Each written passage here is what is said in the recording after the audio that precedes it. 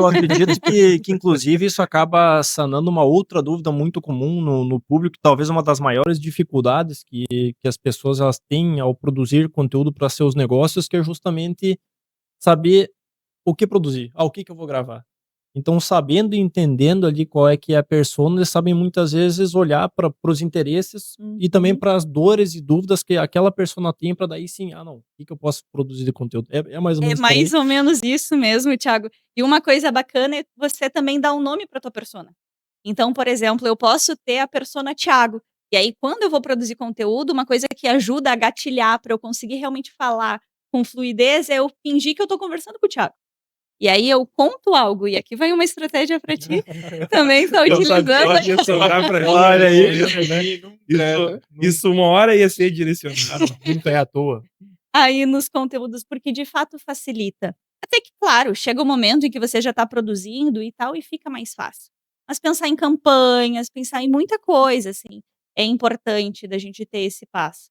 Porque, às vezes, o cliente ele quer velocidade. Todo mundo quer ver o dinheiro no final do mês subindo, né? Até porque se faz vários investimentos.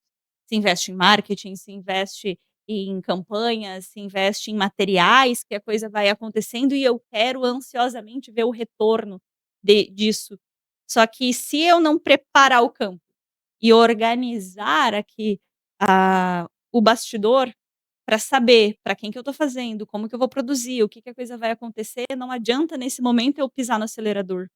Eu vou pisar no acelerador e quando chegar, eu não estou preparado para receber. Eu não sei nem quem tá vindo todo mundo. E aí vem um monte de gente interessada, entre aspas, mas são os curiosos que a gente chama. E aí a gente perde um tempão recebendo, fazendo atendimento, entendendo, passando preço e a pessoa nunca mais responde. Mas por quê? Porque provavelmente ela nem era a minha persona. E aí eu acabei gastando tempo, dinheiro, energia e tudo mais. É muito bonito, né? Assim, a gente vai produzir conteúdo agora, vamos ir na frente da câmera. E eu sei que tu, Ricardo, tá te colocando esse desafio esses dias na Indomóveis lá. Eu sei que tu participou de podcast, sei que tu fez umas produções de conteúdo. Conta pra nós como é que é essa experiência, assim, de alguém um pouco mais leigo, mais cru, da o que que tá envolvido que não é só o equipamento ali, parar e fazer? Cara, isso é um desenvolvimento, eu acho. Eu estava até refletindo esse tempo sobre isso, porque eu até comento com o pessoal do escritório, Uhum. quando tu vai gravar as primeiras vezes, ou sei lá, às vezes tu grava pra sempre, tá fazendo conteúdo há 15 anos. Eu, por exemplo, não olho o que eu gravo. Eu gravo, eu sei que apropriadamente eu falei algumas coisas que faziam sentido, não xinguei ninguém, não joguei não dei nenhuma bola Ficou fora, coerente. fui um pouco coerente dentro do que eu me propus, postei e não olhei mais. Porque eu tinha muito costume de postar alguma coisa e ficar olhando. E Aham. aí se eu ficava olhando eu achava esquisito ouvir minha voz, eu achava esquisito me ver falando na câmera, eu achava esquisito o jeito que eu levantava o celular, eu achava muitas coisas esquisitas. Só que eu via que as pessoas não achavam essas coisas esquisitas. E aí eu Sim, comecei: "Tá, então espera aí, o problema sou eu aqui". sim. Aí eu parei de me ver. Autojulgamento. Então, é Autojulgamento. uma estratégia que tu criou que funciona pra ti, mas, assim, tu nota uma evolução dos primeiros vídeos para os Ah, atuais? sim, Como é com que certeza, com co certeza. Eu como acho é que que se desenrolou isso aí, cara? desenrolar ainda pra mim é um mistério, pra ser bem sincero. Ainda ainda é Tentando algo entender, é algo que eu né. tô tentando entender ainda pra saber, tá, onde é que virou a chave. Talvez eu era sempre assim e não sabia, talvez eu me construí assim por realmente notar que isso era uma limitação e aí ir pra cima e aprender sobre isso, ler sobre isso, estudar sobre isso, enfim. Mas é algo que foi indo com o tempo e realmente foi prático. Ali acho que isso vai muito, tu estava falando de conteúdo, de persona, eu acho que isso vai muito na produção de conteúdo, é muito difícil para quem tá no negócio entender que aquilo que tu tá fazendo é uma dor do teu cliente. Totalmente. Aham. Porque para Uhum. nós, por exemplo, na arquitetura, cara, a gente tem coisas que a gente estava conversando esses dias no escritório, até o Eduardo estava lá no escritório, a gente estava falando de garagem. Sim. O Eduardo comentou: "Cara, mas a garagem para mim, por que vocês fazem tão pequena a garagem e tudo mais?" Aí o Jean, que é sócio do escritório, explicou todos os porquês daquilo. E para nós aquilo é dia a dia. Só que até brincamos lá: "Cara, se eu gravo isso aqui, dá um conteúdo, dá um reels", porque as pessoas não fazem ideia que isso é realmente algo de um projeto. Isso que tu traz é extremamente interessante, porque quem vive o seu dia a dia, aquilo é comum, aquilo é Exato, óbvio. exato. É óbvio que é assim, é óbvio que todo mundo sabe. Como não? Tipo, nunca nem pensei nisso, né, já faz parte do teu dia a dia. Exatamente, daí um exercício bacana é tu falar com pessoas próximas a ti. Por exemplo, tu vai abrir caixinha de perguntas no Instagram, tu pergunta para aquelas pessoas: "Ó, eu abri caixinha lá no Instagram", e tu pergunta lá coisas que tu quer saber da minha área. Como, por exemplo, do agro. Conheço 5, 6 pessoas: "Cara, o que que tu Uhum. quer saber do meu trabalho?". Tu vai lá e manda a pessoa perguntar. Da arquitetura eu falei com a minha namorada sobre isso também. Vou abrir caixinha, pergunta lá o que que tu quer saber da arquitetura, porque eu não faço ideia o que o público de fora quer saber também. O que que o público leigo quer Isso, o entender que do o teu isso, o negócio, que né? o público que não é de dentro da arquitetura quer entender, sabe. Então acho que isso pode ser aplicado em outros É. E isso que tu serviços. tá fazendo é uma baita estratégia para identificar o teu público-alvo e as tuas personas. Que eles querem ouvir? Eu tô conseguindo me comunicar com eles, eu tô chegando onde eu quero, né, e isso serve para tudo. Aqui a gente trouxe a analogia do negócio, né, mas isso vai para o relacionamento, e o relacionamento pode ser entre casal e entre colegas de trabalho, entre pessoas que a gente conhece, né. Eu tô conseguindo ouvir, entender e falar algo que faça sentido, né, me conectando de verdade com aquelas pessoas, então a gente vai aprofundando um É. assunto que estava bem. É uma percepção que eu tenho, assim, a gente tenta sempre puxar pro detalhe técnico profundo, que a gente julga que é extremamente importante, mas que ninguém, ou muito a pouca dos ouvintes entendem efetivamente, né. Exatamente. É bem complicado isso aí, e como tu disse, Ricardo, é prático. Tem que ir experimentando formatos, experimentando discursos, treinando.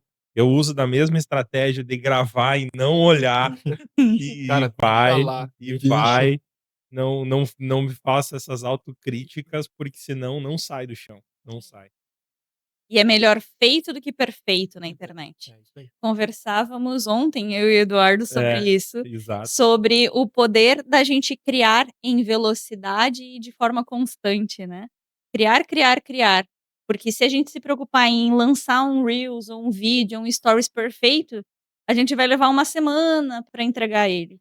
Mas se a gente tiver vários, eu vou ter em 20 dias 20 vídeos, ou eu vou ter Uhum. 10 vídeos, né, um a cada 2 dias aí, e isso faz com que aquele primeiro vídeo as pessoas já nem estão olhando, elas já estão olhando o próximo. E no meu 10º vídeo eu já estou muito melhor do que no primeiro. E passou 1, 2 meses eu já estou uma máquina. Então, isso é super importante, da gente ganhar atração e não olhar, porque a gente se julga muito. A gente tem aquela chibata, né, eu tinha uma trainer que ela falava muito pra mim, durante um treinamento: "Solta essa chibata, Anne". E ela me olhava e fazia: "Tchá, tchá". Eu dizia: "Ai meu Deus, como que eu solto?". Com o tempo a gente vai É, a conseguir gente é o nosso maior crítico, aprender. né. É, exato, E faz entra cortando, né, entra no contexto que a gente tá tendo aqui, uma conversa. Às vezes o melhor conteúdo que tu vai fazer naquela semana, vem de uma conversa tendo com a tua mãe, com o teu pai, com o teu sócio, com o teu amigo, teu cliente numa mesa de reunião. E Esse é o fazendo tempo. até um gancho com isso que vocês estavam falando, como vocês enxergam a importância também da estética na produção de conteúdo? Porque eu sei que muitas pessoas elas acabam se preocupando muito: "Ah, mas será que eu tenho que fazer um conteúdo bonito ou é só fazer e larga lá e depois ver o que acontece?" Como é que funciona essa questão? Porque depende um pouco também de cada área, né. Na Uhum. arquitetura, por mais que às vezes tu queira voltar mais pra produção de conteúdo em volume, mas tu tem que respeitar um pouco essa questão de uma qualidade um pouco maior. Sim. Então isso eu queria entender do que Uhum. vocês pensam em relação a isso. Eu acho que assim, quem tu comentou, a arquitetura entra muito no que a gente tinha comentado sobre público-alvo e persona. Tem escritórios que eles atingem certo público que não pode vestir de certa maneira, falar tais palavras ou conversar de certa forma. Tem outros públicos que aceitam isso com mais tranquilidade. O que a gente está vendo muito, e até no nosso escritório, é que o público que está vindo para nós, a gente brinca que é um público meio termo. É um público que a gente precisa parecer de terno e gravata, por exemplo, mas também não é um público que vai aceitar nós de qualquer maneira. Mas é um público que vai aceitar aquilo que a gente está falando com um certo embasamento. Então a gente se prende na segurança daquele conteúdo que a gente está vendendo ou falando, sabe? Bem voltado para a parte técnica daquilo, e realmente as pessoas verem aquele conteúdo. Ah, ele está devidamente ajustado visualmente, sabe? Não está algo de qualquer jeito, a pessoa nota que tem um motivo ali da filmagem, mas o conteúdo por trás daquilo é tão rico quanto nós, nesse sentido de tipo de conteúdo que a gente E complementando, é exatamente isso, né? É quando a gente entende quem é a nossa persona, o nosso público-alvo, é que vai determinar se eu posso mostrar um bastidor todo bagunçado e tal, ou se eu preciso estar atento a muitos detalhes.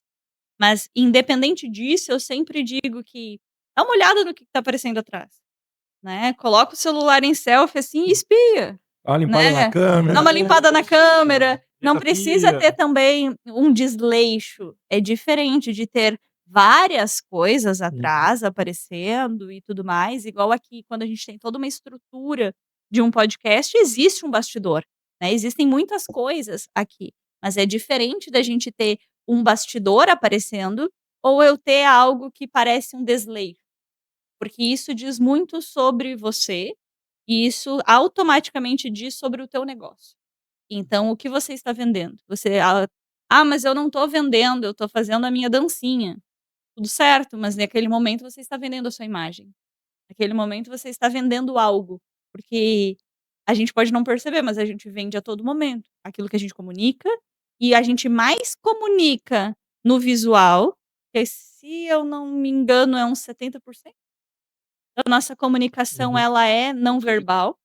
Então, não basta eu estar aqui falando e tudo mais, é 30 ou 35% o verbal, é aquilo que eu falo, mais de 70% é o visual, o não verbal, o que está no meu entorno, como é que eu estou vestida e tudo mais, porque isso tudo influencia no posicionamento.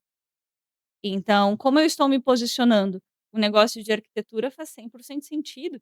A gente estar atento a linhas, a tudo, o que está aparecendo, o que eu quero mostrar, qual é o ângulo, porque o arquiteto ele também vem muito disso, né? De eu conseguir extrair as melhores ideias, os melhores ângulos, mostrar oportunidades e tudo mais.